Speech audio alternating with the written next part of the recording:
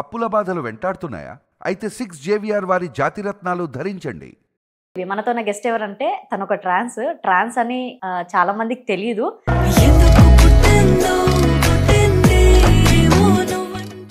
ట్రాన్స్ అని ఈ మధ్య రివీల్ చేశారు. సో ఎందుకు అలా సిచ్యువేషన్ ఎలా వచ్చింది? ఓన్ వాయిస్ వీడియోతో నా ఫ్రెండ్ నేను చేశామన్నమాట. తర్వాత అడుగుతున్నారు, అమ్మాయి వేనా అసలు, పోయా మోసం ఏదేదో పెడుతున్నారు.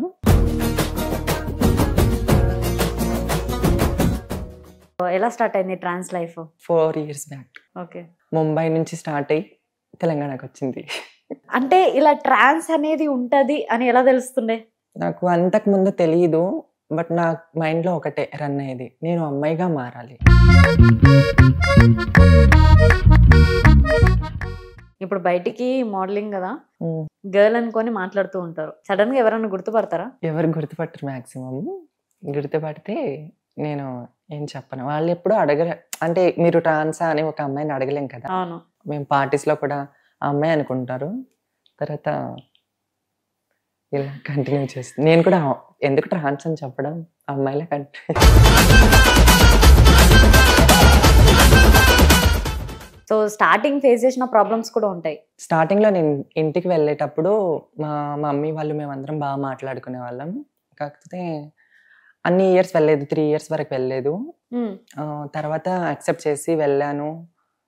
కానీ కొందరికి నచ్చక ఇంటి పైకి వచ్చి మా మమ్మీని కొట్టడం జరిగింది, నేను ఇంటికి వెళ్ళడం నచ్చక. అంటే మమ్మీ మీద చెయ్యేసాను అంటే డాడీ వాళ్ళ రిలేటివ్స్. డాడీ వాళ్ళ రిలేటివ్ అంటే మాకు డాడీ లేరు కదా. వెల్కమ్ టు మనం టీవీ. మనతో ఉన్న గెస్ట్ ఎవరంటే తను ఒక ట్రాన్స్ అని చాలా మందికి తెలియదు. సో తన ప్రొఫైల్ చూసి తను మోడలింగ్ అండ్ ఒక గర్ల్ అని చాలా మంది ఫాలో అవుతున్నారు. ఫాలోవర్స్ కూడా వాయిస్ ఎంత తేడాగా ఉంది అని ఒక కామెంట్ వల్ల తను ఒక వీడియో చేయడం జరిగింది. సో ఆ వీడియో బాగా వైరల్ అవుతుంది. సో మన దగ్గర ఉన్నారు దీపు అఫీషియల్. సో దీప్తి గారు ఎలా ఉన్నారు? చాలా బాగున్నానండి. ఎలా ఉన్నారు మీరు? నిజంగానే చాలా బాగున్నారు మీరు. ఓకే. ట్రాన్స్ అని ఈ మధ్య రివీల్ చేశారు. సో ఎందుకు అలా సిచ్యువేషన్ ఎలా వచ్చింది? అంటే చాలా మంది కామెంట్స్ పెడుతున్నారు. అంతకు ముందు మేము ఓన్ వాయిస్ వీడియోతో నా ఫ్రెండ్ నేను చేసామన్నమాట. సో కొంచెం ఆ వాయిస్ ఏంటి డిఫరెంట్గా ఉంది, తేడాగా ఉంది అని పెడితే ఇంకా చాలా మేము 3-4 వీడియోస్ చేసాము. అందరూ దానికి పెడుతున్నారు. అంతకుముందు నార్మల్ వీడియోస్ చేసినప్పుడు ఎవరు పెట్టకపోయేది, అలా అమ్మాయి అలా పెట్టకపోయేది. తర్వాత అడుగుతున్నారు, అమ్మాయి వేనా అసలు, పోయా మోసం ఏదేదో పెడుతున్నారు. ఓకే, చెప్పేస్తే అయిపోతుంది కదా అని గొడవ ఉండదు, ఒక వీడియో చేసేసాము. సో అది కాస్త వైరల్ అయిపోయింది. ఓకే. నిజంగా ఇప్పుడు వీడియో చేశాక కూడా వాటికి కామెంట్స్ ఉన్నాయి. ఎలా అంటే అబద్ధం ఆడకు నువ్వు. Yes, exactly. ఎలా ఉన్నాయి? ఇంకా విన్న కామెంట్స్ ఎలా ఉన్నాయి అంటే, మమ్మల్ని మోసం చేయట్లేదు కదా, ఫేక్ చెప్పకండి, అమ్మాయిలే కదా, ఎందుకు అలా అబద్ధం చెప్తున్నారు, ట్రాన్స్ అని చెప్తే ఏమైనా వస్తుందా ఏంటి మీకు, అలా కామెంట్స్ పెడుతున్నారు. అదే నేను ట్రాన్స్ అని ఒకరికైతే రిప్లై ఇచ్చాను. సో ఎలా స్టార్ట్ అయింది trans life? 4 years back. 4 years back. 4 years back start అయింది. ఓకే. ముంబై నుంచి స్టార్ట్ అయ్యి తెలంగాణకు వచ్చింది. అంటే ఎక్కడ మీ ప్రాపర్? మాది ప్రాపర్ ఇక్కడే తెలంగాణ, బట్ నేను స్టార్టింగ్ కమ్యూనిటీలోకి ముంబైలోకి వెళ్ళాను. అక్కడ నుంచి ఇక్కడికి. పరిచయాలు ఎలా? అంటే ఏం తెలియదు కదా స్టార్టింగ్ లో. అంటే నాకు ఆన్లైన్ పరిచయాలు అన్నమాట. అంటే ఇలా ట్రాన్స్ అనేది ఉంటది అని ఎలా తెలుస్తుండే? నాకు అంతకు ముందు తెలియదు, బట్ నా మైండ్ లో ఒకటే రన్ అయ్యేది, నేను అమ్మాయిగా మారాలి. అది ట్రాన్స్ దగ్గరికి వెళ్ళే మారాలా, ఇంట్లో ఉండి మారాలా అంత తెలియదు. డ్రెస్సింగ్ అయినా వేసుకోవాలి కానీ అమ్మాయిలా మారాలి, అమ్మాయిలా కనబడాలి, అది చిన్నప్పటి నుంచి ఉన్నది. సో ఇంట్లో యాక్సెప్ట్ చేయలేదు. చెప్పాను ముందే, కానీ యాక్సెప్ట్ చేయలేదు. తర్వాత బయటకు వచ్చేసాను. ఓకే. అంటే చెప్పకుండానా? చెప్పే వచ్చేసాను. ఇంట్లో ఎంతమంది ఉంటారు? ఫ్యామిలీ బ్యాక్గ్రౌండ్ ఏంటి? మేము 4 members అండి. ఒక తమ్ముడు, నాకు 2 అక్కలు, నేను. మా డాడీ లేరు, మమ్మీ వర్క్ చేస్తూ ఉంటుంది ఇంట్లో. ఓకే. ఇప్పుడు అక్కల కన్నా నువ్వే బ్యూటిఫుల్ అయిపోయావా ట్రాన్స్ గా చేంజ్ అయ్యి? అలా ఏం లేదు, మా అక్కలు కూడా బాగుంటారు. ఓకే. ఇప్పుడు ట్రాన్స్ గా చేంజ్ అయ్యి మోడలింగ్ ఇదంతా చూస్తుంటే ఈ పిక్చర్స్ అవన్నీ చూడడం వల్ల ఇంట్లో వాళ్ళు కానీ ఫ్యామిలీ కానీ ఏమన్నా అంటున్నారా? అంటే ఫ్యామిలీ సపోర్టింగ్ ఇప్పుడిప్పుడు కొంచెం బాగా సపోర్ట్ చేస్తున్నారు. అంటే ఇలా బెగ్ చేయడానికి, అలా చేయడానికి, వేరే విధంగా చేయడానికి వెళ్ళట్లేను కాబట్టి, సో ఇంటికాడ నుంచి డబ్బులు పంపిస్తున్నారు నాకు. ఇప్పుడు ఇక్కడ సరిపోకపోతే నేను మోడలింగ్కి వెళ్తున్నాను కదా క్లాసెస్కి, అక్కడ సరిపోకపోతే ఇంట్లో నుంచి డబ్బులు పంపిస్తారు, మా మమ్మీ అయినా తమ్ముడైనా అక్క అయినా బావ అయినా. మంచి సపోర్ట్ ఉంది అయితే ఇప్పుడు. ఇప్పుడు మంచి. సో స్టార్టింగ్ ఫేస్ చేసిన ప్రాబ్లమ్స్ కూడా ఉంటాయి. ఉన్నాయండి, అందరి లైఫ్లో ఉండేది నా లైఫ్లో కూడా ఉంది. స్టార్టింగ్లో నేను ఇంటికి వెళ్ళేటప్పుడు మా మమ్మీ వాళ్ళు మేమందరం బాగా మాట్లాడుకునే వాళ్ళం. కాకపోతే అన్ని ఇయర్స్ వెళ్ళలేదు, 3 years వరకు వెళ్ళలేదు. తర్వాత యాక్సెప్ట్ చేసి వెళ్ళాను. కానీ కొందరికి నచ్చక ఇంటి పైకి వచ్చి మా మమ్మీని కొట్టడం జరిగింది, నేను ఇంటికి వెళ్ళడం నచ్చక. అంటే ఎవరు, అంటే మమ్మీ మీద చెయ్యేసా? అంటే డాడీ వాళ్ళ రిలేటివ్స్. డాడీ వాళ్ళ రిలేటివ్ అంటే మాకు డాడీ లేరు కదా, సో వాళ్ళు చెప్పేవాడు అడిగేవాడు నాదుడు లేడని ఇంటికి వచ్చి కొట్టారు, ఇంటి పైకి వచ్చి మమ్మల్ని కొట్టారు. కంప్లైంట్ రేస్ చేశాను వాళ్ళని పోలీసులకి, అలా ఇలా చాలా జరిగింది, ఇష్యూ జరిగింది. తర్వాత వాళ్ళే సారీ అండి, నెక్స్ట్ టైం ఇలా జరగదు, మీరు ఎప్పుడైనా రావచ్చు ఎప్పుడైనా పోవచ్చు మీ ఇల్లు అలా అని వాళ్ళే చెప్పారు. కానీ ఒకటి కన్ని పెంచిన పేరెంట్స్కి లేనిది అవతలకి ఎందుకు ఉంటుందో కదా. ఎస్, ఎందుకు వాళ్ళకి అంటే ఇప్పుడు నేను ఇంటికి వచ్చేస్తే ఏమైనా అనుకుంటారేమో, ఎవరు ఏమనుకోవడం పక్కన పెడితే మా మమ్మీ నేను బాగా చూసుకుంటాను, మా మమ్మీ మా తమ్ముడు నాకు ప్రపంచం, వాళ్ళిద్దరిని బాగా చూసుకుంటాననే నమ్మకం నాకుంది. అది వాళ్ళకు కూడా తెలుసు, వీళ్ళు అలా బ్రతకొద్దు, వీళ్ళు బాగా చూడొద్దు, మాకంటే కిందనే ఉండాలి అన్నట్టు వాళ్ళ థాట్స్. సో ఆ ప్రాబ్లం అయితే సాల్వ్ అయిపోయింది. ఇప్పుడు చెయ్యి చేసినప్పుడు మీరు ఉన్నారు కదా, అప్పుడు సిచ్యువేషన్ ఎగ్జాక్ట్లీ ఏంటంటే వాళ్ళు 10 members వరకు వాళ్ళు, ఇప్పుడు మేము ముగ్గురమే, నేను మా తమ్ముడు మా మమ్మీని జుట్టు పట్టుకొని కొడుతుంటే నన్ను ఒకరు పట్టుకొని ఇలా లాగేస్తుంటే నాకు అంత బలం లేదు నేను అడ్డుకోవడానికి. వాళ్ళు కొడుతున్నారు, ఎందుకు పిలిచావు ఇంటికి తనకి, అలా ఇలా కొడుతున్నారు. మా తమ్ముడు ఆపుతున్నా ఆగట్లేదు.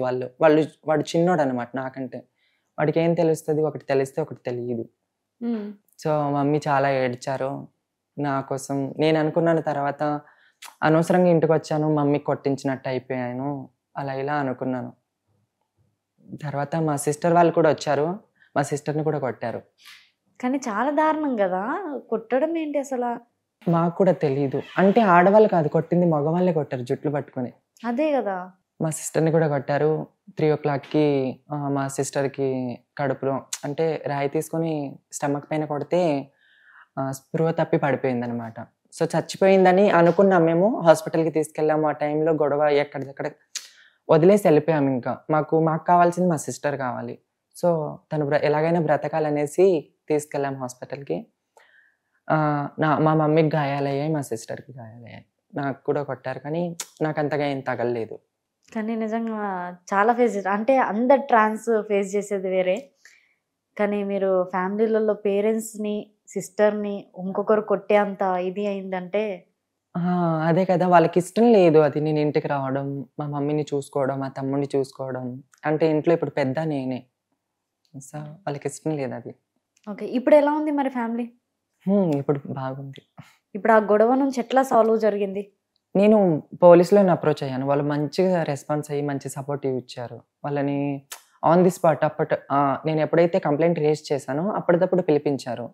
నేను ఇలా ట్రాన్స్ అండి, నేను ఇలా మోడలింగ్ చేస్తాను, నేను అందరిలో ఇది కాదు, కొంచెం నాకు హెల్ప్ చేయండి, నాకు మీరు తప్పించి వేరే వాళ్ళు లేరని చెప్తే మా కమ్యూనిటీ వాళ్ళు కూడా వచ్చారు హెల్ప్ చేయడానికి. అప్పుడు మా సిస్టర్కి హెల్త్ బాగాలేదంటే మా ఫ్రెండ్ సీత అని, సాయిలేఖ అని, జబర్దస్త్ సాయిలేఖ, ఓకే సిరి అని ఒక 5 members దాకా వచ్చారు, వచ్చి క్యాష్ ఇచ్చారు. అంటే ఆ టైంకి హెల్త్ బాగాలేదు కదా, ఏమైనా అవుద్దేమో అన్నట్టు ఒక 3-4 lakhs వరకు క్యాష్ ఇచ్చారు తీసుకొచ్చి. గ్రేట్. కమ్యూనిటీ సపోర్ట్ కూడా ఉండే అప్పుడు. ఆ ప్రాబ్లం సాల్వ్ అయిపోయింది.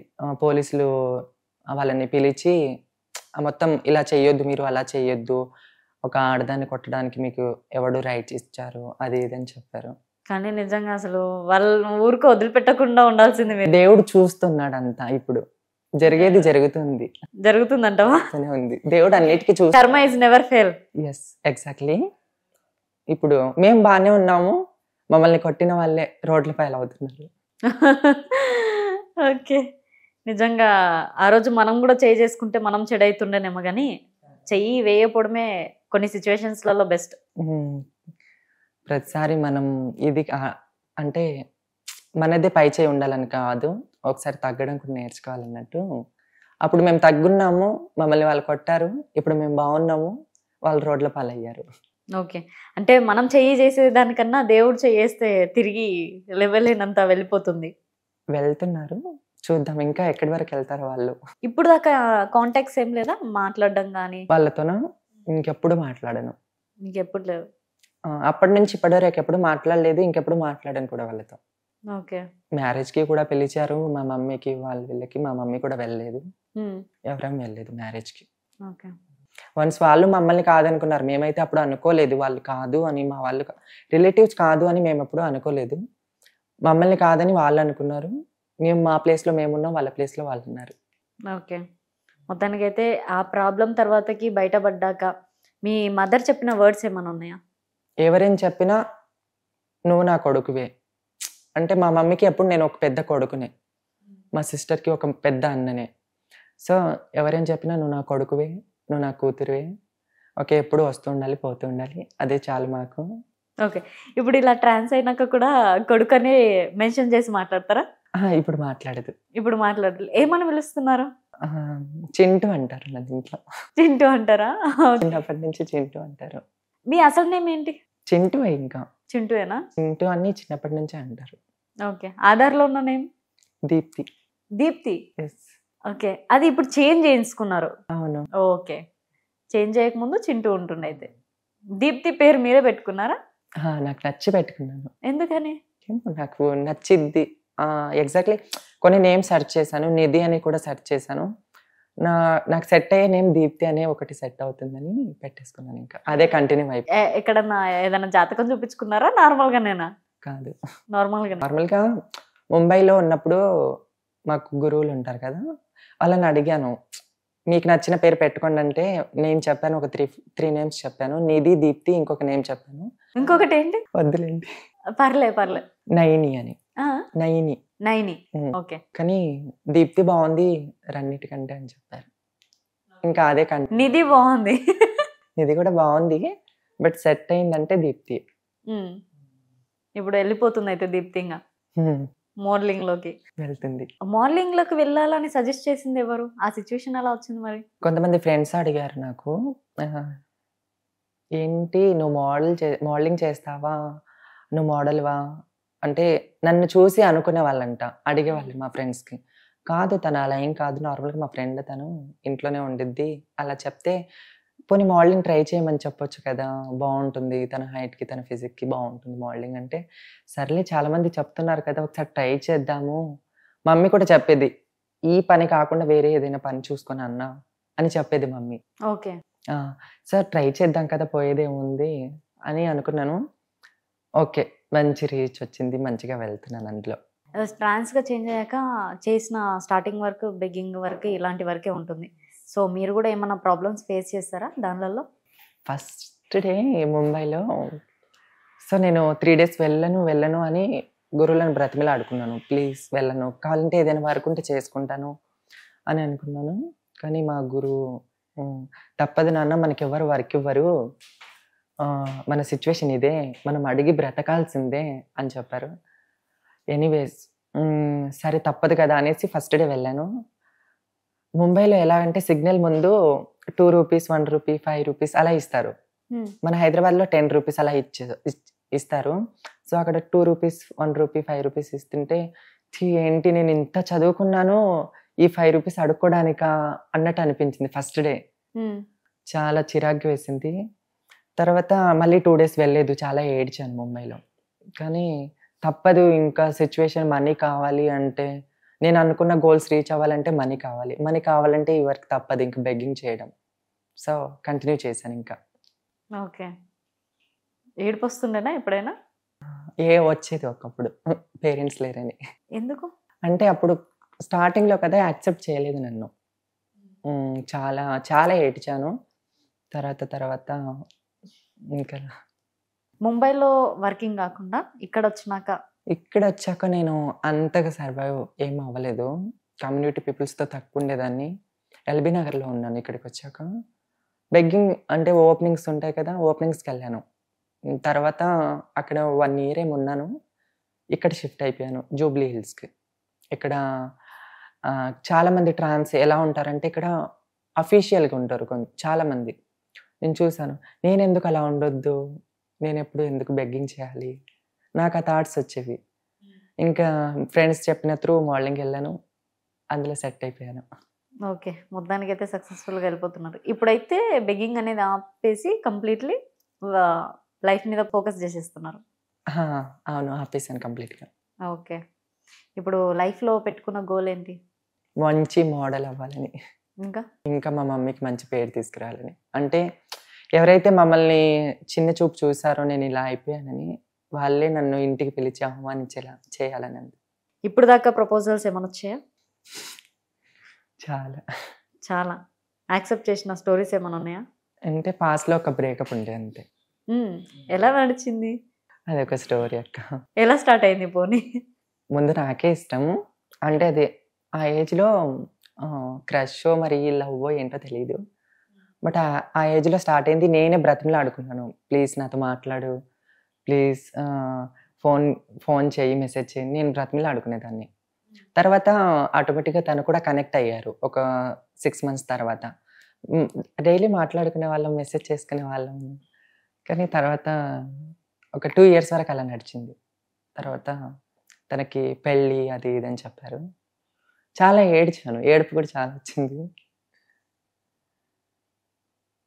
కానీ తను నాకు, నువ్వు వద్దు, పిల్లలు కావాలి, నాకు పెళ్ళి అంటే నీ త్రూ పిల్లలు పుట్టారు నాకు, ఇంకో అమ్మాయిని అయితే ఖచ్చితంగా చేసుకోవాలి, అదేదో నేనే చేయిస్తాను కదా కొన్ని సంవత్సరాలు ఆగితే అని నేను చెప్పాను వాళ్ళకి.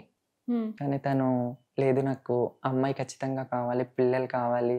కానీ తనకి రీజన్ పిల్లలు కాదు, అక్కడ ఇంకో అమ్మాయిని లవ్ చేస్తున్నాడు. అమ్మాయిని లవ్ చేసుకుంటూ మీతో 2 years రిలేషన్షిప్ లో ఉన్నారు. నేను అడగకపోయేదాన్ని ఎక్కడికి వెళ్తున్నావు ఏంటా అని. నమ్మకం తనంటే నాకు మంచి నమ్మకం. తనకి లక్షల డబ్బు తన చేతిలో పెట్టినా మంచికి తెచ్చి ఇచ్చేవాడు. ఎప్పుడు మోసం అయితే చేయలేదు డబ్బు విషయంలో, దేని విషయంలో అయినా. కానీ ఒక లవ్ విషయంలోనే చాలా హ్యాండ్ ఇచ్చాడు. చాలా ఏడ్చాను. ఎగ్జాక్ట్లీ 6 months సరిగ్గా ఫుడ్ లేదు, సరిగ్గా తినకుండా బాగా ఏడ్చేదాన్ని డిప్రెషన్లో. దాని తర్వాత మా ఫ్రెండ్స్ నన్ను బాగా సపోర్ట్ చేశారు. ఓకే, సిరి అని నాకు మంచి బెస్ట్ ఫ్రెండ్. డిప్రెషన్లో వెళ్ళిపోయి ఉంటే లవ్ బ్రేకప్, సూసైడ్ దాకా వెళ్ళిపోదామనే మైండ్ వచ్చేస్తుంది. వచ్చింది. ఏమేం చేశారు ట్రిక్స్? ఫ్యాన్కి ఊరేసుకోవడాలు. ఏమైంది మరి? ఫ్యాన్ కింద పడిపోయిందా? కాదు, అది నేను సరిగ్గా కట్టలేదు పైన. ఒకేలా కట్టి ఉంటే ఇక్కడ ఉండపోతుండేనా? కానీ నేను చనిపోవాలనుకోలేదు, బెదిరిద్దాం అనుకున్నాను. ఎవరిని? ఆ అబ్బాయిని. ఓకే, కానీ చాలా వరకు ఎవరు చనిపోదామని అనుకోరు, ఒకరిని బెదిరిద్దామని పోయే మిస్టేక్ అయ్యి సూసైడ్లు అవుతూ ఉంటాయి. కానీ మా మంచం అనేది పెద్దది, కొంచెం మంచం ఉంటది కదా, కొంచెం పెద్దది, నాకు అందిద్ది.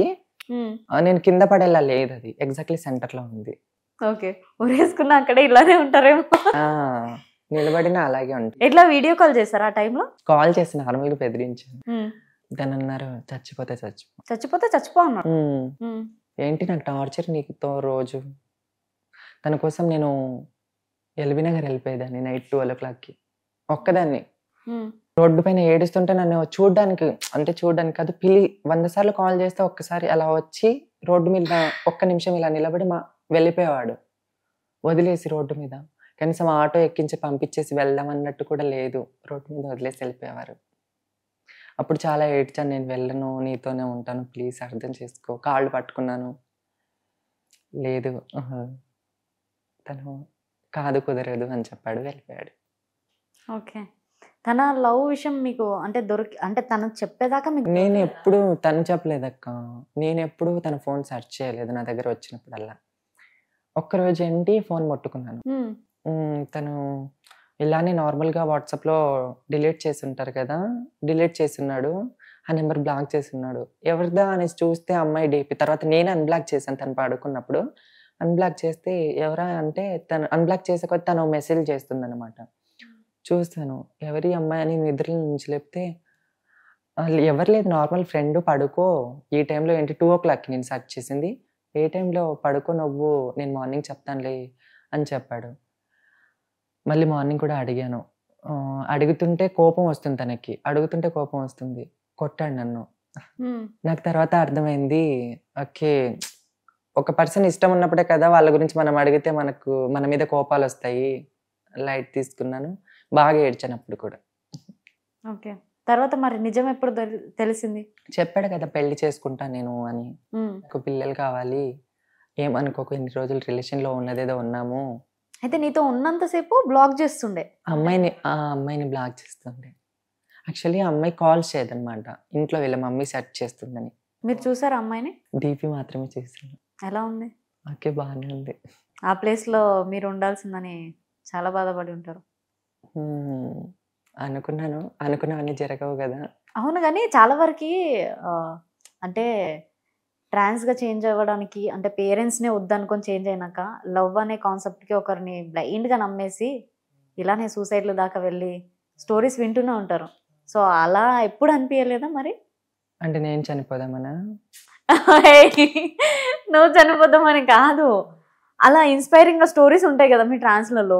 ఏంటంటే మా గురువులు చెప్పేవాళ్ళు మాకు, అబ్బాయిలని నమ్మొద్దు నాన్న, అలా నమ్మొద్దు నాన్న, వాళ్ళు డబ్బు కోసమే మన దగ్గరకు వస్తారు, మనకి అవసరాల కోసమే మన దగ్గర ఉంటారు, వాళ్ళు ఉన్నంతసేపు బాగానే ఉంటారు, మీ గురువు ఏంటి అలా చెప్తుంది ఇలా చెప్తుంది అని మమ్మల్ని ఆపోజిట్ చేస్తారు, కానీ ఎవరిని నమ్మొద్దు అని చెప్పేవాళ్ళు.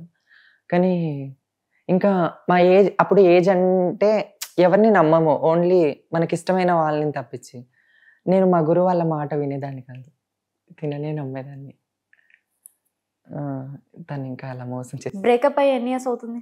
Just 1.5 years. ఒక హాఫ్ జర్నీ మొత్తం డిప్రెషన్. ఎస్. తర్వాత నుంచి ఇప్పుడు స్టార్ట్ అయింది లైఫ్. ఏమో తను వదిలేసినందుకేనేమో నేను ఇలా మారిపోయాను అన్నట్టు. తర్వాతకి మెసేజెస్ కాల్స్ అలా ఏం చేయలే? ఎప్పుడూ లేదు. ఓకే. ఎప్పుడు చేయలేదు. నేను కూడా ఇప్పుడు తన పేరెత్తినా నాకు చిరాకు అనిపిస్తుంది. ఎందుకంతగానో? ఎందుకంటే మనల్ని కాదనుకొని వెళ్ళిపోయిన వాళ్ళ గురించి మనం ఆలోచించిన వేస్ట్ కదక్క. అవును. ఇప్పుడు తను వెళ్ళిపోయినందుకు నిజంగా చెప్పాలంటే, తను నా లైఫ్లో నుంచి వెళ్ళిపోయినందుకు అదొక నాకు ఇన్స్పైరేషన్. ఎలా అంటే ఇంకోసారి ఎప్పుడు అబ్బాయిలను నమ్మొద్దు, మన గోల్స్ ఏంటి, మనం ఏంటి, మన పేరెంట్స్ ఏంటి, అదే చూసుకోవాలి ఓకే అని బ్లైండ్గా ఫిక్స్ అయ్యాను. ఖచ్చితంగా మా మమ్మీ, నేను, మా తమ్ముడు చాలా. ఒక బ్రేకప్ తర్వాతకి ఇంకా ప్రపోజల్స్ వస్తే ఏమనిపిస్తుండే మరి? ఈడ ఎన్ని రోజులు ఉంటాడో ఏమో అన్నట్టు అనిపిస్తుంది. ఓకే. ఇప్పుడు నిజంగా ప్యూరిటీ దేనిలో ఉంది? అంటే బాయ్స్లోనా గర్ల్స్లోనా లవ్లో? అంటే ఎవరి ఫీలింగ్ ఎలా ఉంటుందో చెప్పలేం కదప్ప. ఇది ఏంటంటే అబ్బాయిలు జెన్యున్గా ఉంటే అమ్మాయిలు జెన్యున్గా లేరు, అమ్మాయిలు జెన్యున్గా ఉంటే అబ్బాయిలు జెన్యున్గా లేరు. అలానే ఒకరిని ఇది చేయలేం కదా, జడ్జ్ చేయలేం కదా. ఏమున్నా మన మనసులో నుంచి రావాలి ఫీలింగ్స్ అనేది. ఓకే. ఎవరైనా లవ్ చేస్తున్నారు అంటే ఏమున్నా జెన్యున్గా చెప్పేయాలి. ఇప్పుడు నేను ఒక వ్యక్తిని లవ్ చేస్తున్నానంటే నా ఉన్న ఫీలింగ్స్ చెప్తున్నాను. తను ఏదో నా ఫీలింగ్స్ కోసం, అంటే నన్ను హ్యాపీగా కొద్ది రోజులు హ్యాపీగా ఉంచాలనే ఫీలింగ్స్ కోసం తను ఓకే నేను కూడా నిన్ను లవ్ చేస్తున్నానని చెప్పేశాడు అనుకో, నేను ఇంకా డీప్లోకి వెళ్ళిపోతాను. తను తర్వాత వదిలేసి వెళ్ళిపోతే నేను భరించలేని పెయిన్ ఉంటుంది లోపల. సో ఏమున్నా జెన్యున్గా చెప్పేసి మూవ్ ఆన్ అయిపోతే బెటర్. లవ్ అనే ఒక ట్యాగ్తో మోసం చేయడం కరెక్ట్ కాదు. ఓకే. ఇప్పుడు జెన్యున్గా చెప్పిన అబ్బాయిలు ఎవరైనా ఉన్నారా మీకు? నాకు జెన్యున్గా లవ్ చేసిన వాళ్ళ అంటే ఓపెన్గా చెప్తుంటారు కదా, నేను ఇందుకోసమే ఉంటాను నీ దగ్గర అని. నేను అసలు నాకు బ్రేకప్ అయినప్పటి నుంచి ఇప్పటి వరకు ఏ అబ్బాయిని కూడా లవ్ అది ఇదని ఏ ఫీలింగ్తో చూడలేదు. ఇంకెవరు చెప్పినా నేను కేర్ చేయను. సర్లే చెప్పావా, థ్యాంక్ యూ అని చెప్తాను. ఓకే. నీ పాస్ట్ని ఎవరి దగ్గరైనా షేర్ చేసుకున్నావా? ఫ్రెండ్స్ దగ్గర, ఫ్రెండ్స్కి తెలుసు నా పాస్ట్. Only friends?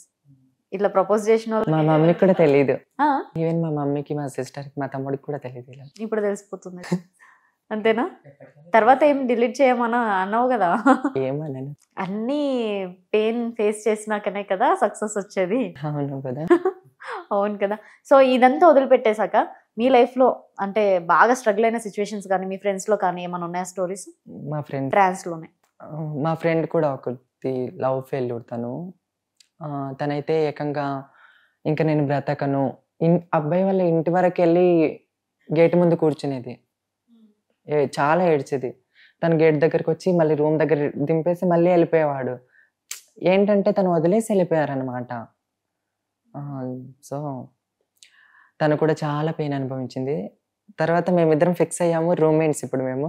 అవునా? గట్టిగా ఫిక్స్ అయ్యాము ఇంకోసారి ఎప్పుడు అబ్బాయిలని నమ్మొద్దు. అంటే అబ్బాయిలు అందరినీ కాదు, కొంతమందిని మోసం చేసే వాళ్ళని ఎప్పుడు నమ్మొద్దు, దగ్గర తీసుకురావద్దు. ఇంకేంటంటే మా లైఫ్లో మ్యారేజ్ ఇవన్నీ సెట్ అవ్వదు ఫస్ట్ థింగ్. ఏదైనా కొన్ని రోజుల వరకు బాగుంటుంది, లవ్ అయినా మ్యారేజ్ అయినా ఏదైనా కొన్ని రోజుల వరకే బాగుంటుంది. మేము అయ్యాము, ఇద్దరికి బ్రేకప్ అయిపోయింది. మనం ఇద్దరం మంచి ఫ్రెండ్స్, రూమ్మేట్స్. అంటే నేను కమ్యూనిటీలోకి వచ్చినప్పుడు కూడా బాగా సపోర్ట్ చేసేస్తాను. ఇద్దరం బెస్ట్ ఫ్రెండ్స్ మేము. ఇంకా ఇద్దరమే కలిసి ఇద్దరు బంజారా. ఇద్దరం బంజారా. అదే ఇద్దరు ఫ్రెండ్స్ అంటే ఇంటర్వ్యూ చూసాం కదా వీడియోస్. అవునవును. ఓకే, ఇద్దరం బంజారాని. ఓకే. అంటే బంజారాలో ట్రాన్స్ గా చేంజ్ అవ్వడం అంటే నిజంగా కమ్యూనిటీని ఇది అవ్వడం వల్లనే కొట్టారంటారా? అది కాదక్క, అది అసలు కాదా? ఊర్లో మా విలేజ్ వాళ్ళందరూ బాగా సపోర్ట్ చేసేవాళ్ళు నన్ను. అందరూ మాట్లాడేవాళ్ళు నాతో. ఓకే, వీళ్ళకే కొంచెం పర్సనల్ ఏం లేదు. వీళ్ళని కొట్టినా తిట్టినా ఎవరు రారు కదా, ఫాదర్ లేనందుకు. వీళ్ళని కొట్టినా తిట్టినా ఎవరు రారు కదా, వీళ్ళేం చేస్తారులే అన్నట్టు చిన్న చూపు. ఓకే.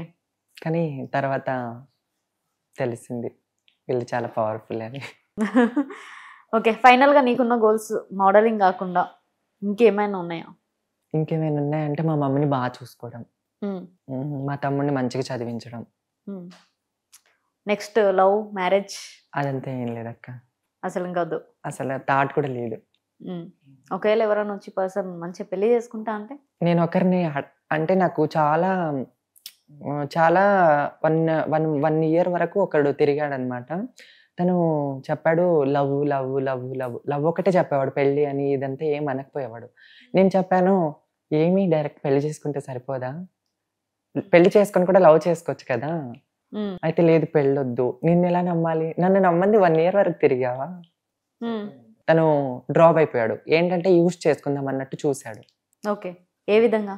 ఫైనాన్షియల్ గా అండ్ ఫిజికల్ గా కూడా. అంటే ఎప్పుడైనా డైరెక్ట్ గా చెప్పాడా? డైరెక్ట్ గా చెప్పడం కాదక్క, ఏమున్నా ఇప్పుడు మనకు అర్థమవుతుంది. ఇప్పుడు నన్ను అంత ట్రూగా లవ్ చేసేవాడైతే ఏకంగా పెళ్ళంటే ఓకే అంటాడు కదా, తను పెళ్ళొద్దు లవ్వే చేస్తాను, కొన్ని మంత్స్ లవ్ చేసుకున్నాక పెళ్లి చేసుకుందాం కదా అలా చెప్పేవాడు. నేనంతా లైట్ తీసుకున్నాను, నాకెప్పుడు ఆ ఫీల్ రాలేదు తన మీద.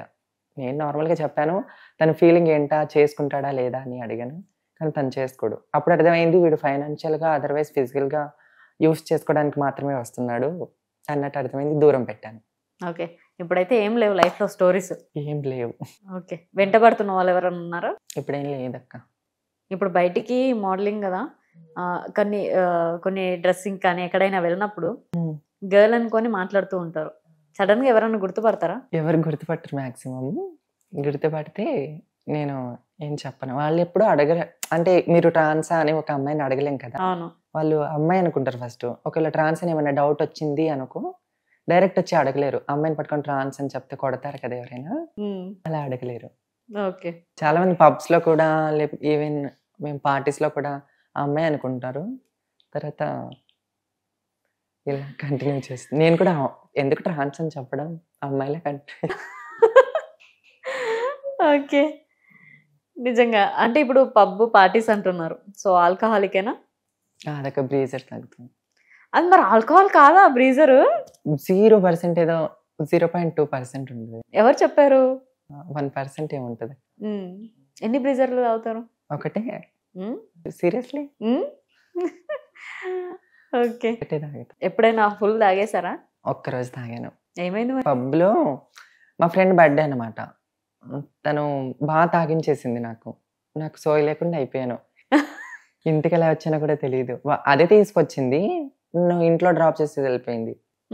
మా ఫ్రెండ్ నన్ను లేపి, ఇంట్లో రూమ్మేట్ ఉంటుంది కదా, అది లేపి స్నానం చేయించి, తల స్నానం చేయించి, బట్టలు తీసి అంతా బాగా మంచి టేక్ కేర్ చేస్తుంది మా ఫ్రెండ్ నాకు. తాగేసున్నప్పుడు నేను ఇలా కింద పడిపోయాను.